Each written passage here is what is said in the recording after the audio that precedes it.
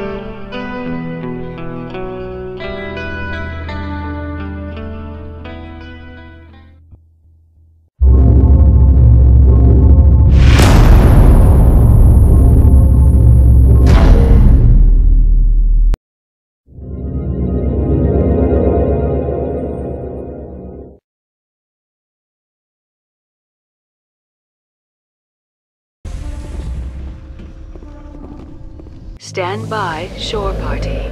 Decontamination in progress.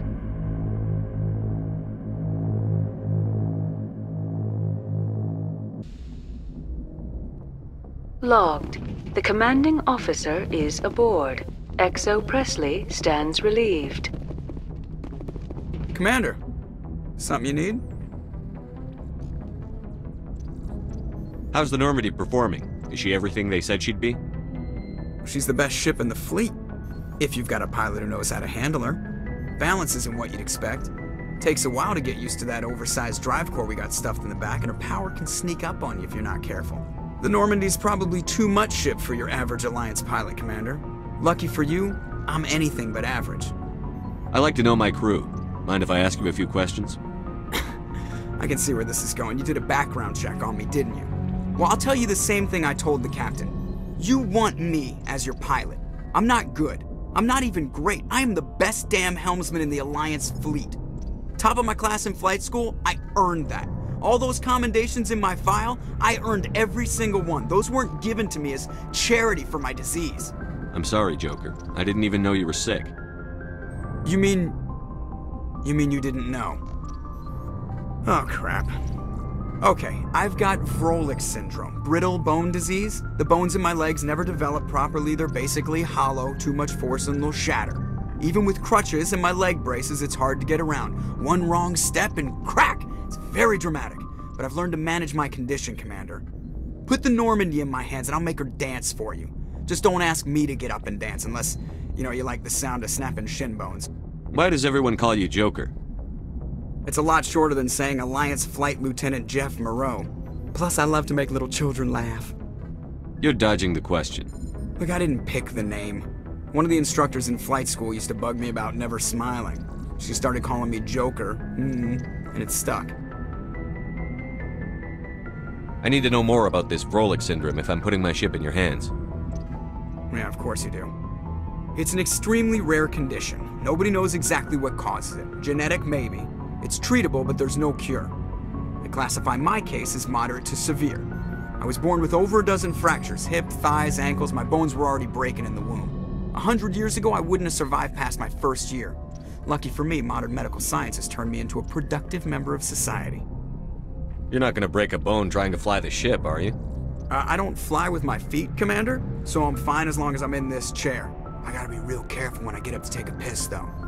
I can do my job as well as anyone on the ship. Better, actually. So don't worry about it. I'm not trying to make you uncomfortable. Let's talk about something else. Whatever you want, Commander. How'd you end up joining the Alliance? Look, if you're looking for an inspirational tale of the crippled kid overcoming impossible odds, you're gonna be disappointed. My mother was a civilian contractor working for the Alliance. I basically grew up on the Arcturus station back when they were building up the fleets. Spend all that time around Alliance ships, there's a good chance you'll end up going to the Academy. I have to go. Alright, see ya. If anyone has to take over for Captain Anderson, I'm glad it's you. I'm not sure about having non-humans on our ship, though. We're all on the same team here, Presley. With all due respect, sir, that's what they said about Nihilus. Look how that turned out. Speak freely, Presley. I want to know if you have a problem with non-humans. It's not that, Commander. Humanity has always handled its own problems. Saren attacked one of our colonies. We should be the ones to stop him. We don't need their help. Some people think asking for help is a sign of weakness. That's just being stupid and stubborn. No matter how strong you are, allies can make you stronger. I guess so. Maybe I'm just stuck in the old ways of thinking. But don't worry, Commander. This won't be a problem. How did you end up assigned to the Normandy? I signed up with the Alliance as a navigator right out of school, following in my grandfather's footsteps, I guess. My first posting was on the Agincourt. We were one of the first reinforcements to arrive at Elysium after the Blitz hit. Those raiders were no match for an Alliance frigate. Of course, the only reason the colony was still standing was because of you, Commander. I can't believe you held out as long as you did. How'd you end up on the Normandy? I got my officer's commission after Elysium. Must have made an impression on the right people. Captain asked for me when he was picking his crew. Carry on, Presley. Yes, sir.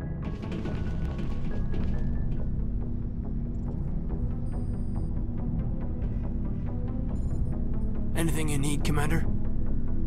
Just trying to get a sense of where the crew's at. Thoughts? I've wasted enough of your time for now, Commander. We'll have time for personal debriefings later. What's your opinion on the last mission? I don't see how we could have done things any better. At least not without getting to Eden Prime sooner. And we were on the scene faster than any other Alliance ship could have been. We'll talk another time, Lieutenant. Commander? Hey, Commander, you know that Quarian, Tali? She's been spending all her time down here asking me about our engines. I'll tell her to leave you alone. What? No, she's amazing. I wish my guys were half as smart as she is. Give her a month on board and she'll know more about our engines than I do. She's got a real knack for technology, that one. I can see why you wanted her to come along. I figured she'd be a real asset to the team. You got an eye for Tali, Commander, but I'm guessing that's not why you came down here. Fill me in on the IES stealth systems. How does it work exactly?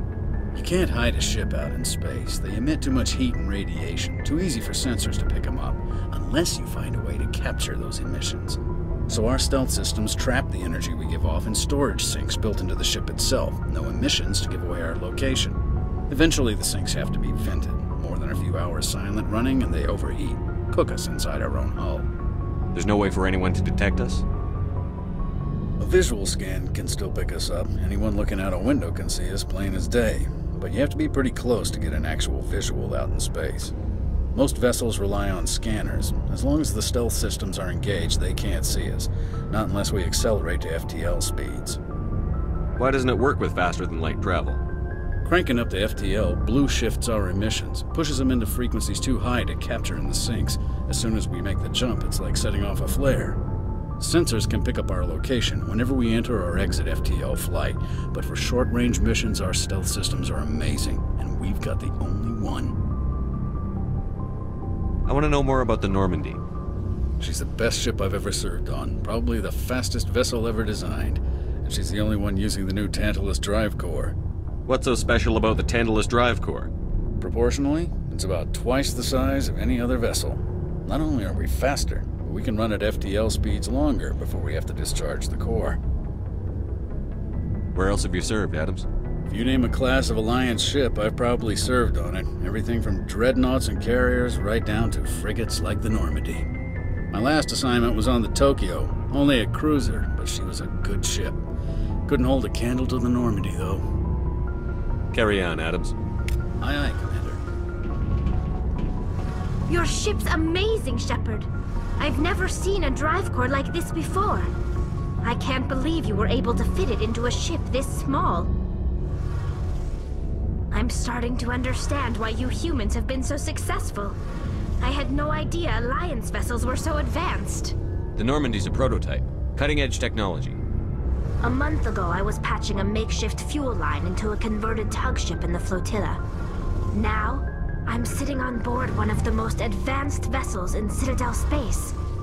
I have to thank you again for bringing me along. Traveling on a vessel like this is a dream come true for me.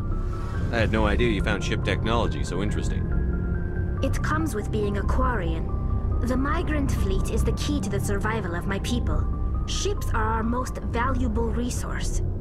But we don't have anything like this. We make do with cast-offs and second-hand equipment. We just try to keep them running for as long as we can. Some of the fleet's larger vessels date all the way back to our original flight from the Geth.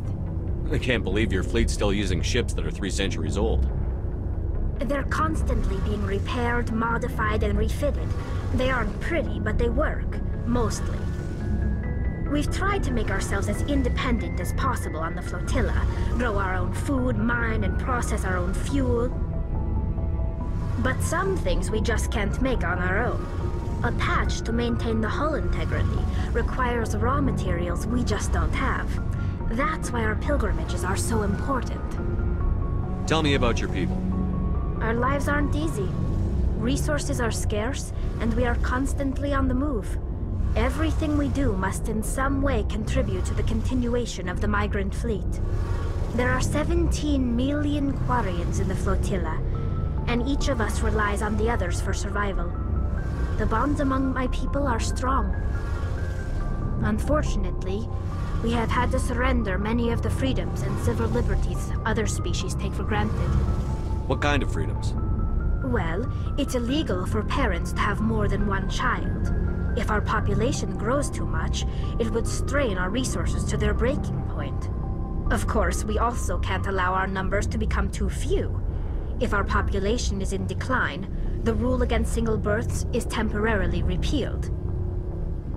In extreme cases of population decline, incentives are even offered to encourage multiple births, though the Conclave hasn't had to take such measures in nearly a century.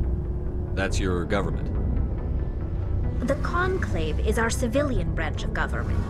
Each ship can elect a representative to serve on the Conclave and make decisions that affect the fleet as a whole. On matters that affect an individual ship, however, the captain has the final say. It's a tradition that dates back to the early days, when the fleet was governed by martial law. Fortunately, most captains nowadays are smart enough to have an elected council from their crew to give them advice and guidance. So the ultimate power rests with elected officials. In practice, the Conclave and the respective council for each ship tend to set the rules that govern our daily lives. But in theory, we are still under military jurisdiction.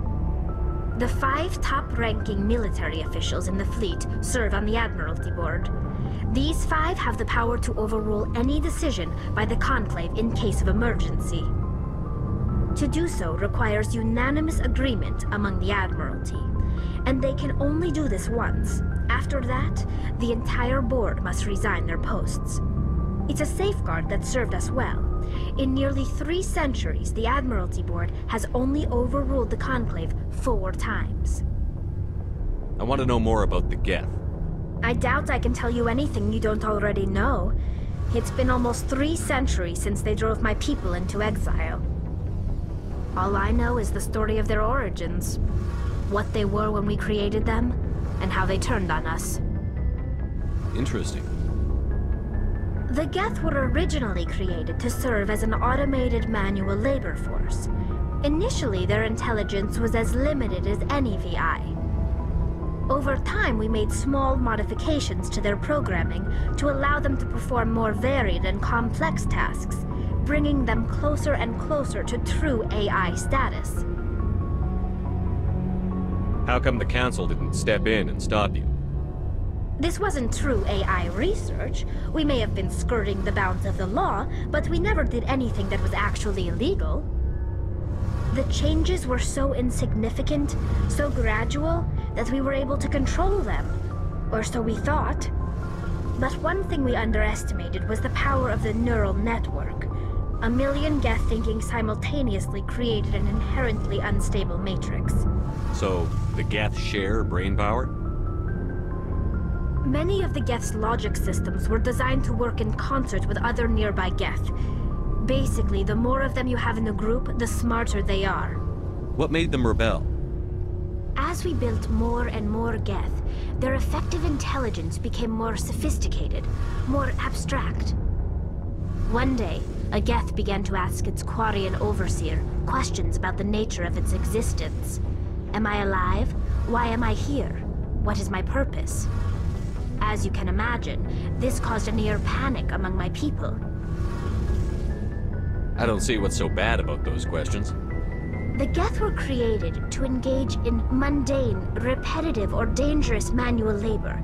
That's fine for machines, but it won't satisfy a sentient being for long. The Geth were showing signs of rudimentary self-awareness and independent thought.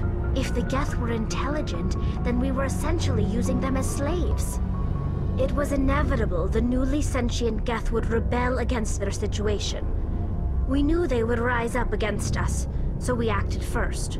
A general order went out across all Quarian-controlled systems to permanently deactivate all Geth. The Geth responded to this order violently. You can't blame them for fighting for their survival. We had no other choice. The Geth were already on the verge of revolution. By acting quickly, we had a chance to end the war before it began. The hope was that most of the Geth would still be little more than machines, incapable of organized resistance. But they had progressed much further than anyone anticipated. The war was long and bloody. Millions upon millions of Quarians died at their hands. In the end, we were forced to flee our own homeworld. We feared the Geth would pursue us, but they never came beyond the Veil. Now we drift through space, exile searching for a way to reclaim what was once ours. I want to know more about the pilgrimage. When my people reach maturity, we leave our birth ships and seek acceptance with a new crew. It's necessary to maintain genetic diversity among the fleet.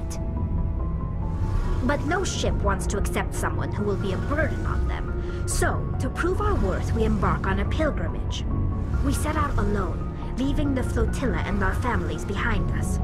We only return once we have found something of value we can bring back to the fleet. This is presented as a gift to the captain of the respective ship we wish to join. If the gift is accepted, we are welcomed into the crew. Can a captain choose to reject the gift? That doesn't happen often. Most captains are eager to increase the size of their crew. It increases their own standing in our society. Even when a gift is not particularly valuable, the captain usually accepts it out of a sense of tradition. However, there is a stigma to presenting a substandard gift. It's not the best way to make a good impression on a new community. Most pilgrims don't return until they find something worthwhile. Can a captain choose to reject the gift? That doesn't happen. Even when a gift is not particularly... It's not the best way to make a good impression on a new community. Most pilgrims don't return until they find something worthwhile. I can't believe they just send you off alone. It's not like they just cast us out. Before we leave, we are given lessons in how to survive outside the flotilla, and given gifts to help us on our journey. We also receive implants to fight off sickness and disease. Generations of living in an isolated and highly controlled environment have left our immune systems weaker than most. By the time we leave the fleet, we are well equipped for the pilgrimage. This is a rite of passage for all Quarians. If it were dangerous, our numbers would suffer.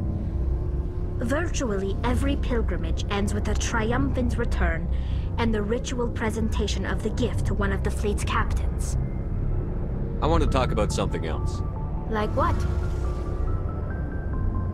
I should go. See you later.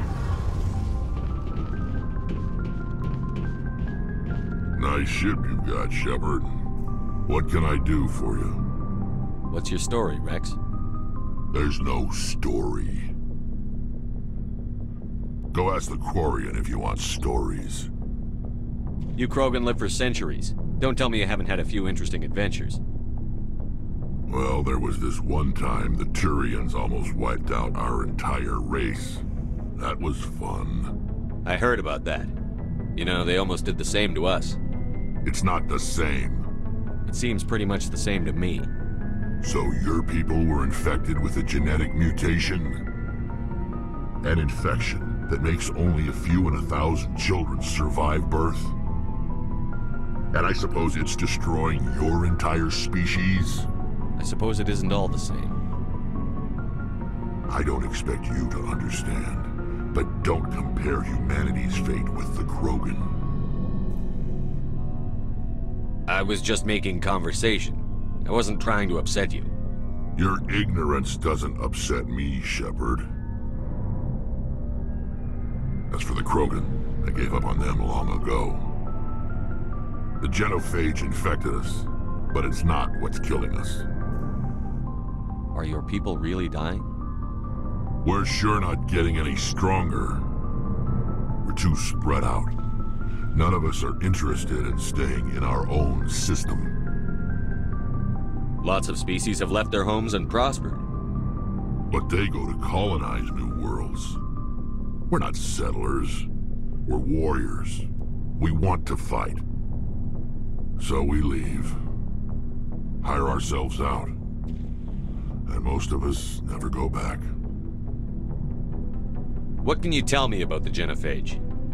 Ask the Solarians if you want details. They made it. All I know, it makes breeding nearly impossible. Thousands die in stillbirth, and most never get that far. Every Krogan is infected. Every one. And no one's rushing to find a cure. Why don't the Krogan try to find a cure? When was the last time you saw a Krogan scientist? You ask a Krogan, would he rather find a cure for the genophage or fight for credits? He'll choose fighting every time. It's just who we are, Shepard. I can't change that. Nobody can. So long, Wrex. Shepard. Commander? What's your opinion on the last mission? Kinda wish you'd got there sooner, Commander. No offense, I appreciate the rescue. I just wish... Wish we'd been able to save the rest of your unit. Yes, sir. If I had been more alert, we wouldn't have been cut down by an ambush. The Geth are perfect ambushers. They don't move, they don't make noise, they don't even breathe. Sir, they have flashlight heads. I'll make sure it doesn't happen again. Do you have a few minutes to talk one-on-one? I'm sorry, Commander. I need to get my duty squared away. I wouldn't mind talking more later, though. Dismissed, Chief. Sir.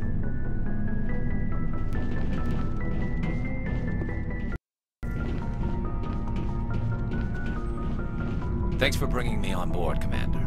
I knew working with a Spectre would be better than life at C-Sec. Have you worked with a Spectre before? Well, no, but I know what they're like. Spectres make their own rules. You're free to handle things your way. At C-Sec, you're buried by rules. The damn bureaucrats are always on your back. For the most part, the rules are there for a reason. Maybe. But sometimes it feels like the rules are only there to stop me from doing my work. If I'm trying to take down a suspect, it shouldn't matter how I do it, as long as I do it. But C-Sec wants it done their way. Protocol and procedure come first. That's why I left. So you just quit because you didn't like the way they do things? There's more to it than that. It didn't start out bad, but as I rose in ranks, I got saddled with more and more red tape. C-Sec's handling of Saren was typical. I just couldn't take it anymore. I hate leaving.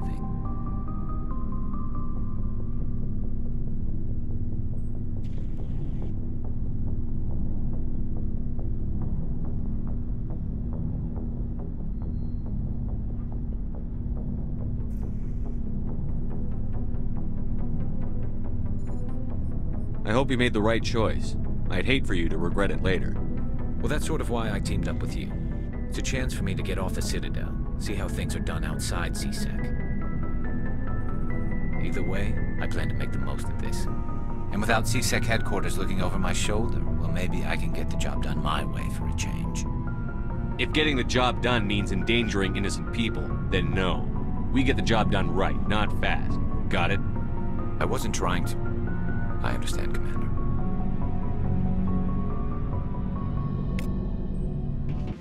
I'm waiting to speak with one of the Counselor's assistants. Congratulations on becoming the first human Spectre, Commander. I'm certain you'll be up to the challenge.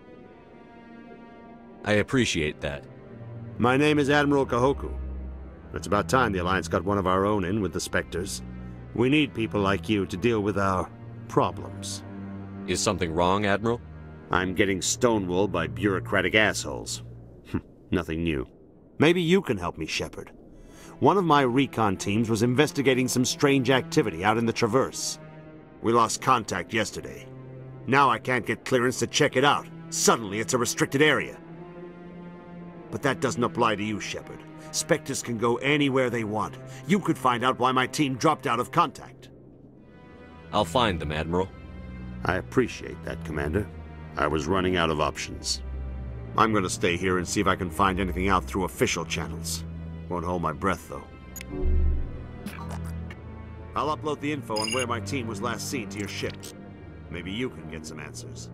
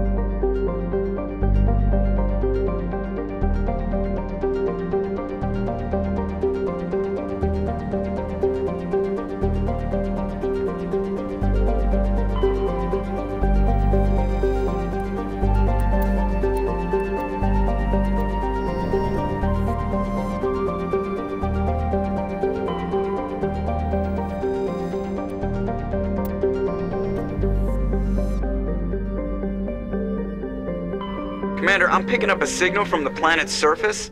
It looks like an automated distress beacon.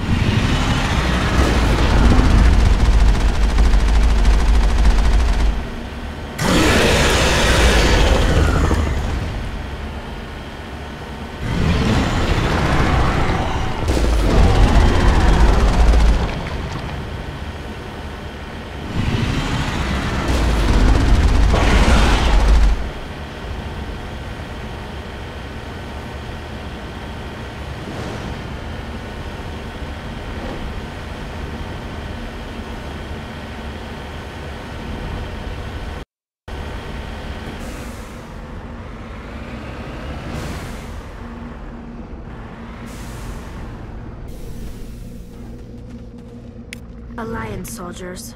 Looks like they were lured here by the distress beacon. Looks like these men were under Admiral Kahoku's command. You want to know what happened here? You lead. I'll follow.